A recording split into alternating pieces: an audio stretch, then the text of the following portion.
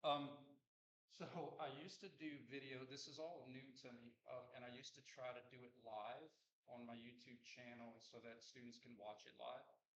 But the problem with that is UL's Wi-Fi couldn't keep up, and the stream was cutting off. So then what I started doing is saying, well, that's not worth the risk. So I just started recording and then uploading it just to guarantee that I got it all. So none of the information that was chopped off is anything that's going to be added to the test. It's only the main points. Simultaneous is when you move elbows and shoulders together so that you can have accuracy and force. Sequence is when you have joint motions done one at a time. That's what sequence means, so that you could have maximum speed or velocity of a distal segment. You're trying to kick the ball as far as you can. You want to have your joints move in a sequence so that the last part is like whipping, like you're popping a towel, right? And the trade-offs, if I'm trying to move something fast, it's going to come at the expense of velocity. In other words, if I'm trying to throw something as hard as I can, it may fly, it may go anywhere. It's hard to be fast and accurate.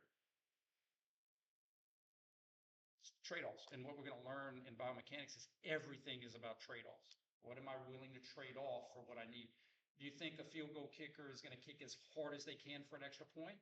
No, because they're trying to be more accurate because they know they're going to have the leg strength. But for a 70-yard field goal, they may try to kick it as fast as possible, and it may fly out. It's hard to be fast and accurate. The last part of this. So it's just going to be that stuff. It's going to be all the stuff that was at the beginning of the video, not all these extra examples at the end. But I love the dart analogy.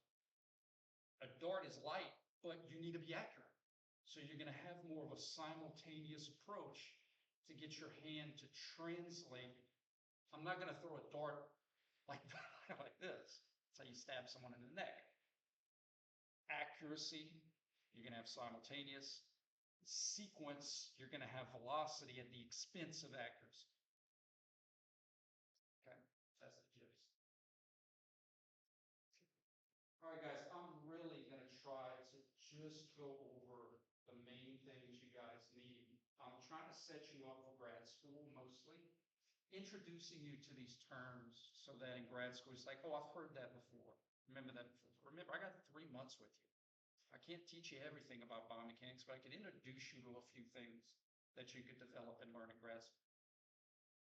First of all, let me try to put the screen up. Columns.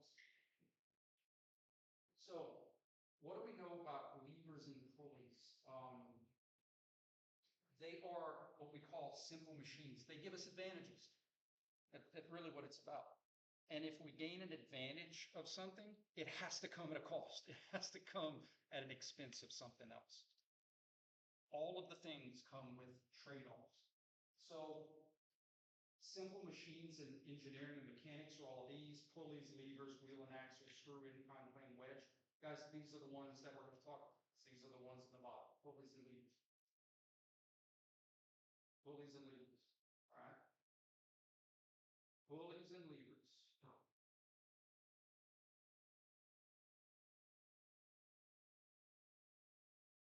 So leverage is a deep dive into moments and torques, rotational forces, manipulating the axis and the force arm and the resistance arm in for trade-offs. We're going to talk about that today. And pulleys help us redirect forces, and there's also other advantages to pulleys. Anybody ever heard of a block and tackle?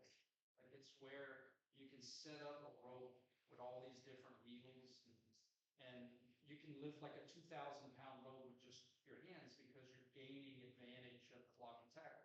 The trade-off is you can't do it fast. But who cares if you're just trying to get it up, right? So that's what I'm talking about, trade-offs. So again, I just want to give you the major ones. So 2 different types of machines in the body: levers and pulleys. Leverage, or levers in the body, have 3 classes: first, second, and third. And they're made by the axis of the joint: wrist, elbow, shoulder. Now remember, we're coming from a biomechanical standpoint. We're not coming from the door or your wheels of your bicycle. So your axis is going to be your joint axis. Your resistance is going to be the non-muscle stuff, the weight of your arm, the dumbbells, bar, the machine. Resistance, or remember in 310, we said, what's the external force trying to do to you? That's resistance. That's what we're going to call resistance, the external stuff. What's the machine trying to do to you? What's gravity trying to do to you? That's a resistance rotational force. Your efforts, which I like the word effort, because resistance is still force. But in some books, you'll have the F for your muscle force, but that's internal, intrinsic, your muscle force, your effort. Because I think that's more logical, because your effort can change depending on the load, right? Depending on the resistance. Like you can have a little effort, you can have a lot of effort. It infers that you have changes you can make to your muscle recruitment. Okay? So you have these three components. You have an axis of rotation that in mechanics they call it a fulcrum, same thing.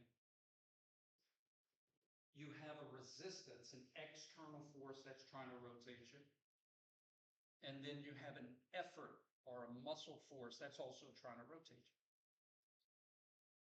And what levers in the body aren't just about the axis, it's about the specific muscles that pull about that axis. I'm going to give you some very easy, in my opinion, analogies. I know I'm biased to my own analogies, but this is the gist of it. If I had a ladder, a long ladder, and I tied ropes to every rung, you know intrinsically that the rope tied to the rung that's close, it's going to be really hard, no matter what effort I give to raise that ladder up. You know that. If I pull at the rung furthest away, it's going to be super easy. I'm still me. But I changed the advantage of the leverage being far away from the axis versus close to the axis. And you say, well, Campbell, why would you even want to apply a force close to the axis? Well, sometimes we want to. Imagine stepping on a rake or a hoe. You know what I'm talking about? It slides up in the movies. That's applying a force very close to the axis. Now, the rake is not very heavy, so my force being close to the axis can make it rotate. And what happens when I do? It goes very fast. Now, if I attach my rope to the end of the rake, I could still bring it up, but wouldn't it make sense that it'd be a lot slower versus, so that's what we're talking about. The closer a force, specifically our muscles, is pulling to an axis, the advantage is going to be more speed at the disadvantage of torque. The further away a muscle pulls at an axis, the more the advantage of torque at the disadvantage of speed.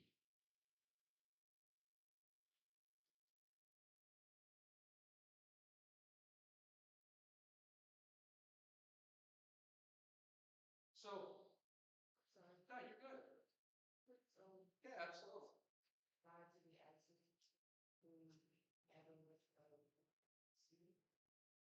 all good. If I have three muscles that cross my elbow and they're all attached on my forearm, muscle one attaches really close to my elbow, muscle two is halfway, muscle three is further away. Muscle one, my elbow, my forearm doesn't weigh a lot. Muscle one, all it has to do is shorten a little bit. I get a big range of motion. Muscle number three attaches very far away. It has to run all this distance. So if I'm trying to move my elbow fast, I want to use muscles that pull close because it's an advantage. But if I'm raising something heavy, you're not going to lift something heavy fast, right? If you're lifting something heavy, you just want to move it. So the muscle that inserts very far away would be able to help me to move something very heavy because I don't care about going fast. Now, this all makes sense, but I'm just trying to set the scene of If something's pulling far away, there's going to be certain advantages and disadvantages. And if something's pulling closer to, there's going to be different advantages and disadvantages. You're very welcome. So, first, second, and third that y'all been introduced to or maybe have heard before. All these are how the three components are arranged. Muscle force, external resistance, and axis are full. When you have a first-class arrangement, the axis or the joint is in between the muscle force and the resistance, like a teeter-totter. Okay? Like a teeter-totter. Advantages of first-class arrangements in the body, really, really good for balance. Balancing out, keeping things. Y'all know what a level is with the little bubble, right? Trying to keep the level balanced.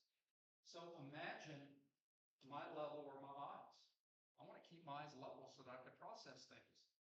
So you have your muscle force on one side of the teeter-totter, the axis, and then the resistance, the mass of your head is in the front. Your body does this on purpose because it wants to have constant tension back here so that you can keep your eyes level. If I have to move quick and keep my eyes level, my muscles are already on tension to help counter so I can keep looking up. Balance. More examples of first class for balance. If you're doing a stork stand, right, or you're balancing on your right leg. Your subtalar joint is your axis. Remember the subtalar joint? And then you have your inverters and your everters on each side of the teeter-totter helping you balance. So if you think about it, if you're balancing on one leg, don't you kind of fluctuate between inversion and eversion? So you have one force, group of forces here, one group of forces there. The center of mass or your resistance is in the axis, so these agonistic muscles are working to help balance you. And that counts for your hip abductors, your hip flexors, and your hip extensors, keeping you balanced.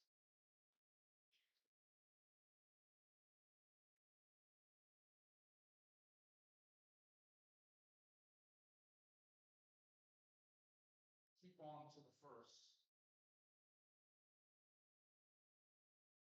The second, now a first-class lever arrangement can serve what we call all four functions of a simple machine: balance, redirect force, advantage force, advantage speed. All I'm going to have you do on the test is tell me first class favor balance and redirection of a force all the time. And I'm going to explain those to you. If this was a teeter-totter, cervical extensors, my rectus spinae back here, resistance gravity here. Does it make sense that if I take my cervical extensors and pull down on one end of the teeter-totter, the other end goes up? That's all that means. With a first-class arrangement, meaning the axis is in between, if one side pulls one end down, the other side goes up. You do this all the time in the weight room. Your hamstrings and your glutes, pull the pelvis down so that the front part comes up. It's first class. You have a resistance back here. I'm sorry, you have your muscle, your effort here, axis, resistance. Back part pulls down so that the front part comes up. First class have the feet and the machine. It's just they can't do it at the same time. So the example of that, first of all, let me just, great question. For the test, I need you to know that first class will always help to balance and always help to redirect. I'll get into that it can, but it can't do both at the same time. This is how. If you have a teeter-totter in the human body, doesn't have to be perfectly balanced. As long as the axis is in between, the axis can be closer to the effort, to the muscles, or it can be closer to the resistance. Each shift trades off advantages and disadvantages. So in other words, This is still a first-class arrangement. There's my effort, my muscles, my resistance, my load, but the axis is closer to the load. This is going to give me an advantage of torque, but at the disadvantage of speed. So then, a type one, if, the same muscle wouldn't matter totally.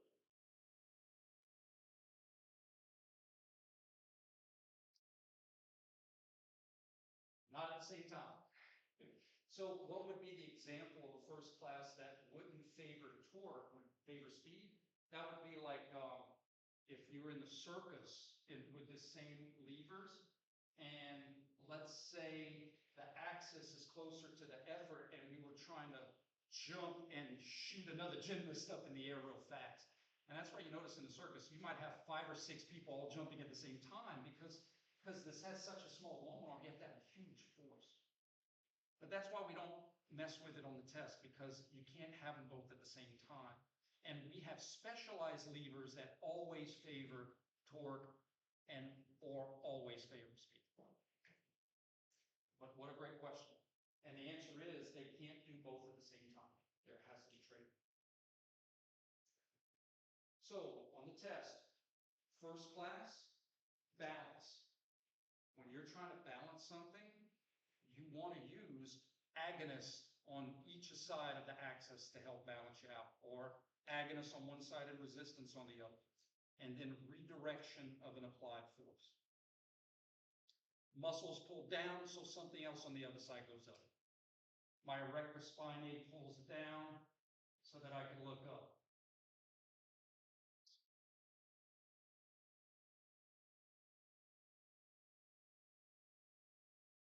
Seconds and thirds. Seconds always favor torque at the detriment of speed. And the reason we know they always advantage torque is because our effort is always going to be greater than our resistance. In other words, in this arrangement, you have the fulcrum or the axis, then the resistance, then your effort, then your muscles. So by default, the muscles will always have a greater moment arm. Guys, this is the classic wheelbarrow example, right? How can you load up the wheelbarrow with 1,000 pounds of stuff and still move it? Because your force is very far away from the wheel, from the axis. But you know what you can't do really efficiently with the wheelbarrow? Flip it over. Anybody's ever lugged dirt, you realize that. In other words, you get to your destination and it's time to flip it, and you're like, because you don't have the advantage of speed. You can't have it both. An example of a wheelbarrow isn't the ankle, it's this whole foot complex. The metatarsal phalangeals are like the axis on the wheel. Think about it. Your ankle is the articulation between your hands and the handle. That's your ankle joint. Like when you lift up on the handles, it's your hand and the handles. And your weight is the load, the resistance on the wheelbarrow. Does that make sense? Something heavy with a big advantage now. Remember what I said, for seconds, if your muscles don't have the advantage of moment arm, they better compensate by being very strong.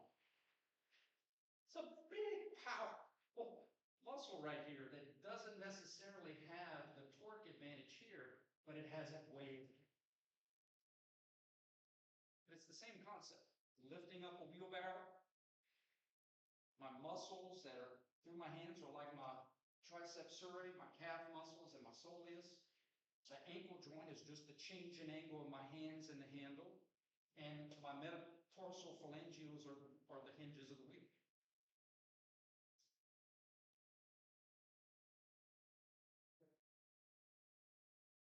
And then finally, thirds always advantage speed. I'm going to try to draw, I think I do better when I draw this one out. And in simple layman's terms, the reason they always favor speed is because a small contraction distance here is going to create a huge sweeping range of motion way out here. All this muscle has to do is contract a little short distance, and all of this stuff has to sprint around to keep up with it. Check this out.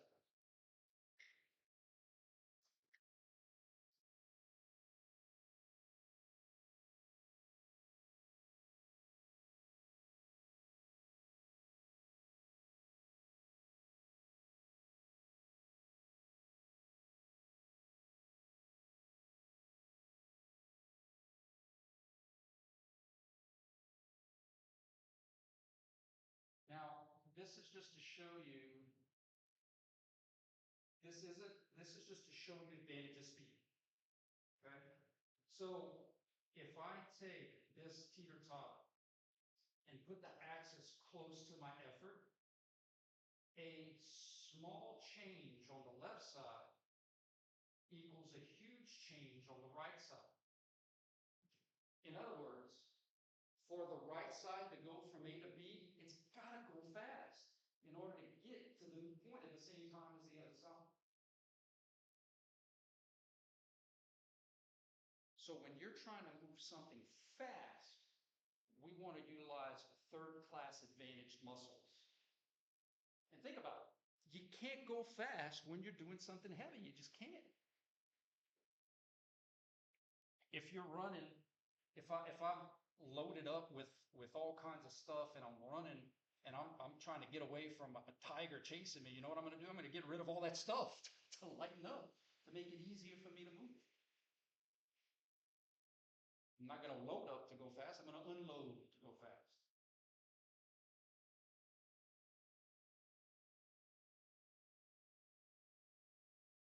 So again, for the test, all I'm asking you to do is identify advantages of first class all the time, balance, redirection of an applied force.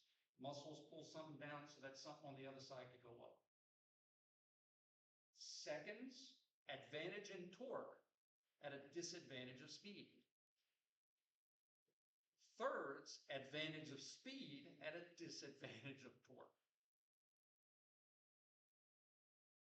That's it.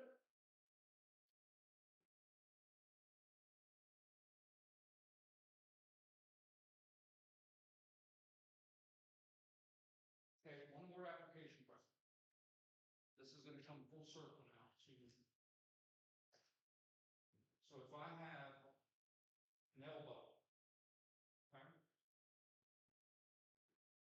and I have muscle 1, muscle 2,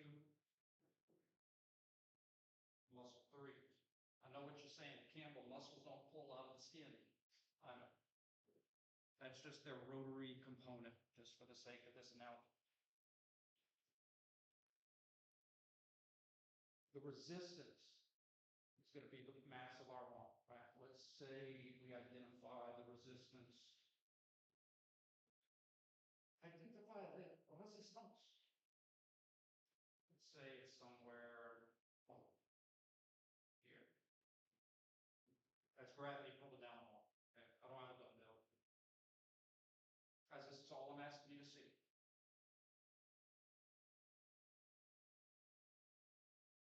Speed.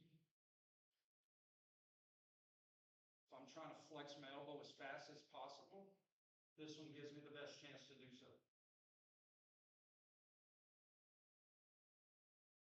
In fact, when you move a joint super fast, some of the muscles that insert super far away that don't have the advantage of speed don't even get recruited at all. They can't run fast enough. Who's the fastest human that's ever lived? Usain Bolt. Can I choose to run as fast as Usain Bolt? Can Usain Bolt choose to run as slow as me?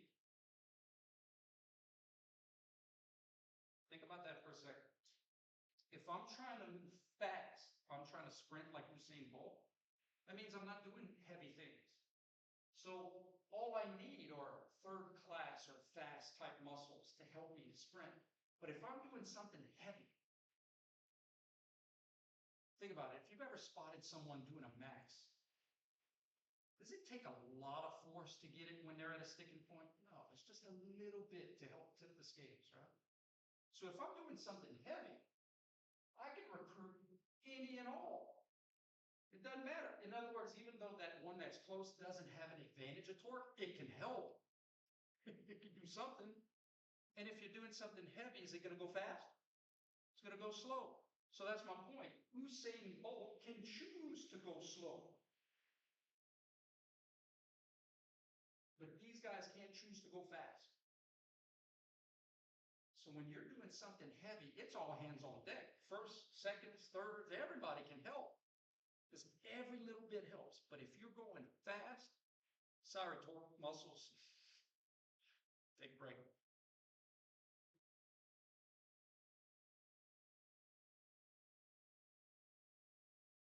Advantages and disadvantages. You know what we're going to find when we get into specific muscles? Like say the deltoid. Remember what lies between speed and force? Power, right? Power is sum of both. So you're going to see certain muscles that insert kind of halfway. Like the deltoid's an example. So they got the gluteus maximus, kind of halfway. Not too close, not too far. Mechanically speaking, great for power. Not too far where it loses some speed, not too close where it loses some torque. Many of these have a tendency to be more type 1 muscle fiber Absolutely. Typically, the fiber type is, now I'm a biomechanist, but I do remember a couple of things from grad school. My major professor that taught me physiology said it's all about Popeyes. In other words, white meat and dark meat. Dark meat is more vascularized, so it's more fatigue resistant, more type 1. The white meat, the upper extremity, tends to be more fast twitch. But obviously it varies in between people. That's why it's dark or white, because of the vascularization.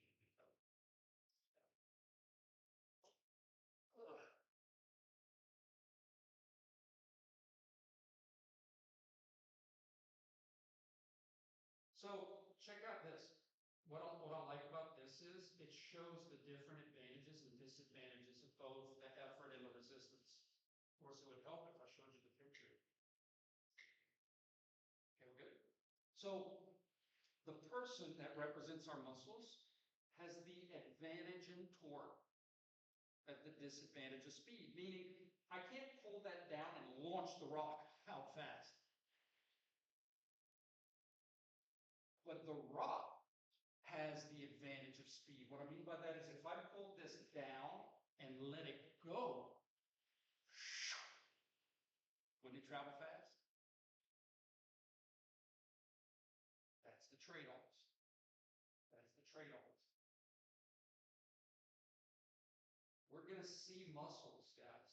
And look, I have a little short video on levers. We're going to see muscles that insert far away. I'll give you an example. How many of you have ever heard like a strained hip flexor, right? Okay, well, what are the hip flexors? I'm going to teach you those. But we have hip flexors that cross the hip early and insert very far away. Like the rectus femoris, for example. That muscle is going to have tremendous advantages at certain things you do, like slowing down hip extension when you're running, like putting on the brake, in other words. Like when you're running, you have to cycle between flexion and extension, right? Well, before I can flex, I got to slow down extension. And before I extend, I got to slow down the flexion. So a muscle like the rectus that has more of a second-class pull is great at putting on the brake, slowing down extension, because it pulls so far away from the hip. But you know what it's not really good at? Speeding up the flexion. It's good at putting on the brake. But I would love muscles that insert closer to the hip to be able to flex me fast. So I'm going to teach you those things. The iliopsoas crosses the hip and inserts closer to the hip. So it's going to have an advantage of faster hip flexion. So when we go through these muscles, I'm going to make note of angles. That's going to be our little trigonometry introduction. And sometimes I'm going to make note of leverage advantages and disadvantages. Mechanical advantages.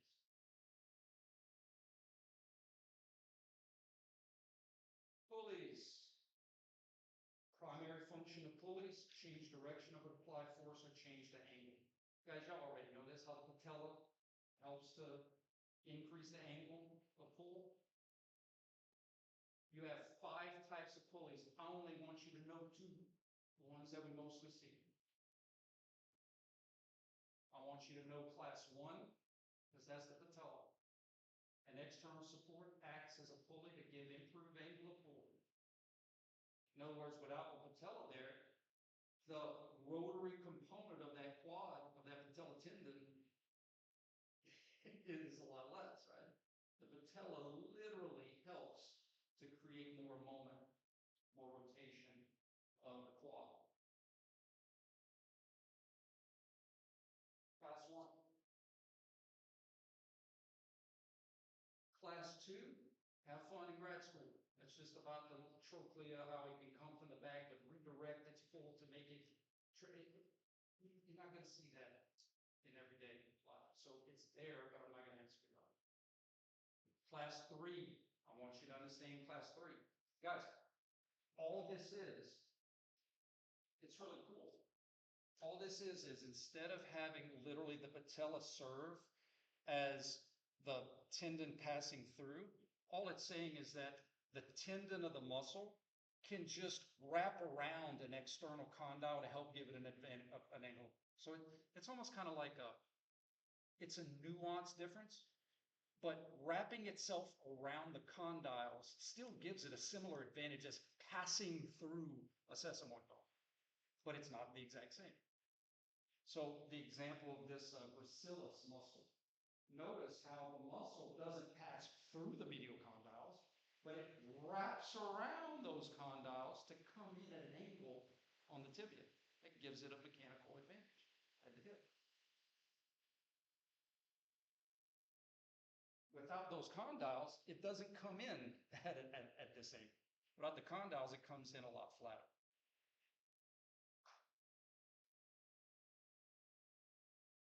I'm literally going to pull a question straight from that definition. 4, that's a rotational mechanical concept. So have fun in grad school with that. I will ask you about 5. The muscle serves as a pulley. You guys know that we have soleus underneath gastroc.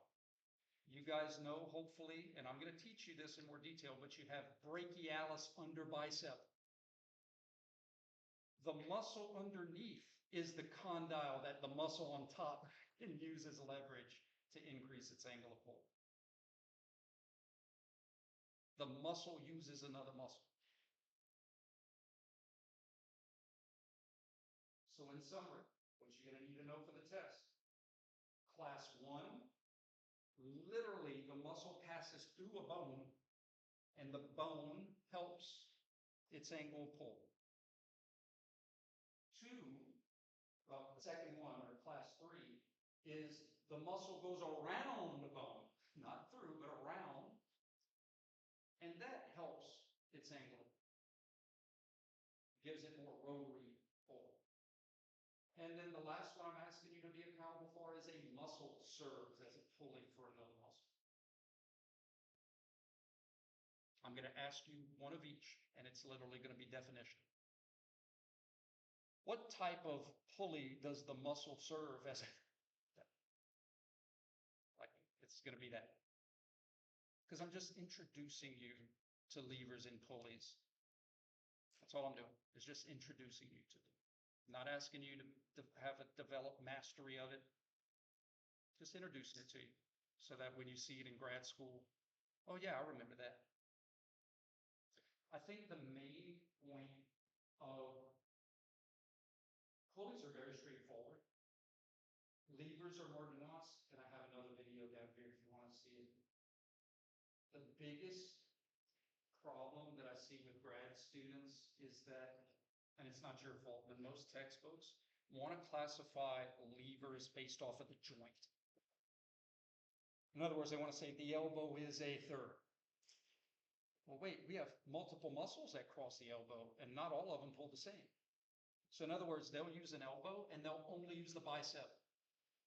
But it's like, well, what about the brachioradialis? That's way over here. So the levers in our body have to be muscle specific.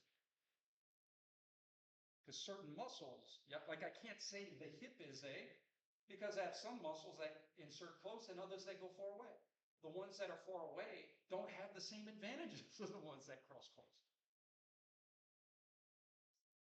It has to be muscle dependent for our bodies. And certain muscles have advantages for certain things that we need, and other muscles have other advantages for certain things we need. Make sense?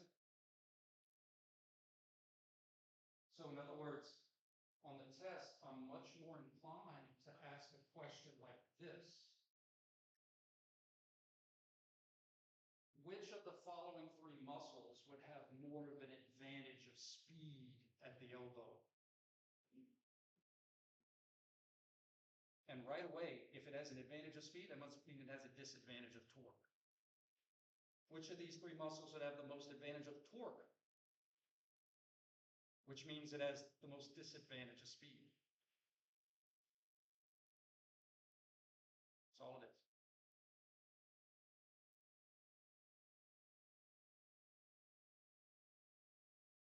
And lastly, I just want to make sure that we understand, if you're doing a squat, a max squat, max bench press, any max effort thing, guys, you're going to all hands on deck.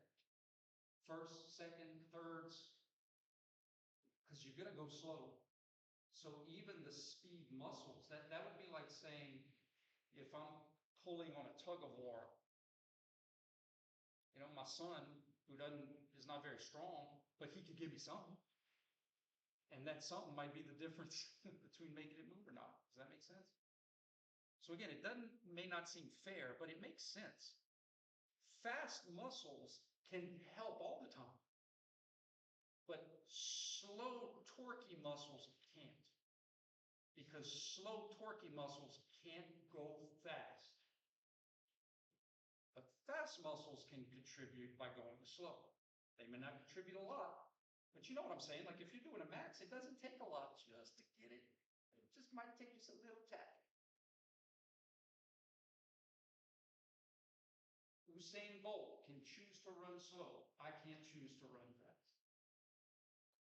So although torquey second-class muscles might contribute most of the 1 rep max, it's not like you won't be getting help from firsts. Because if they produce torque, they can help with heavy, slow things too. Does that make sense? Here's another way to put it. We're looking at a box score. Do y'all know what a box score is? Like, let's say a basketball game, you look at the box score. And the Lakers win by 2 points. LeBron James has 40. LeBron James is probably the most important scorer. But you could have some scrub off the bench that hit 1 3. First of all, there's no scrubs in the NBA. You know what I'm saying? But that 1 3 made the difference in the game. Does that make sense? So that's kind of what I'm saying. When you're going all hands on deck, as strong as you can, max effort, you're counting any and every contribution you can have to that agonist. But if you're going fast, it's only going to be the sprinters. Because if you're going fast, you don't need to be heavy. That makes sense. That's good. What about it? Oh, what a great question. There's a little nuance in here. Simone Biles is 4'7". Shaquille O'Neal is 7'1". Has anybody ever seen the picture of those two together? Okay. I am tall compared to Simone Biles, but I am short compared to Shaq. So again, nuance. If I was trying to go as fast as possible, this one may not be able to keep up. but this one is faster than this one. But this one is stronger than that one. So it's all about nuance. And what we know in human motion is that we have certain things that require both speed and force, power. Because with power, you need some force and you need some speed, but you're not going to be as fast as just fast, right? So these muscles that kind of lie in the middle are great when you need force and speed, because they can produce more torque than these guys, but they can do it faster than these guys. But for this test, I'm just asking you to know the trade-offs, all the times. Mechanically. Now, there's the physiological stuff that we just don't know that's in between people, but mechanically, the reason I know that this is a more powerful muscle is because it has some of both. It's not too far away where it doesn't have some speed, and it's not too close where it doesn't have some torque. And again, when we go over these muscles in detail, I'll be able to point those things out, guys. Like, look, I'll be like, guys, look at the insertion of the deltoid. It's like right in the middle. Some are up here, speed, some are down here, torque. Right in the middle. So it has some advantages of both.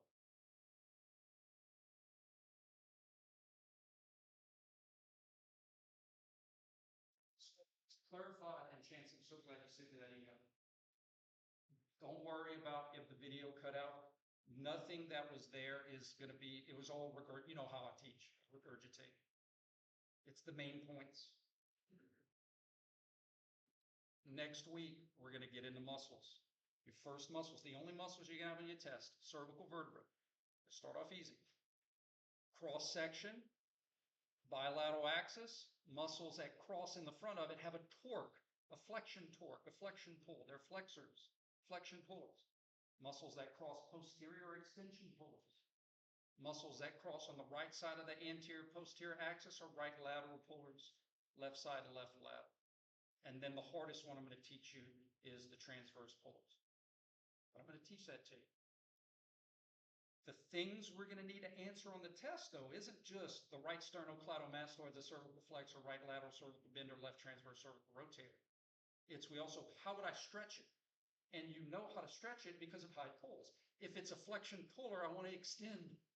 If it's a right lateral puller, I need to bend to the left. If it's a left transverse puller, I need to look to my right.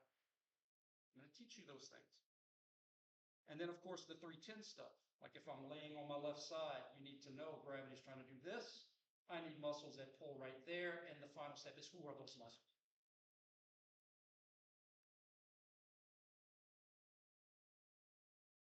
Cool? All right, you guys. Have a good week.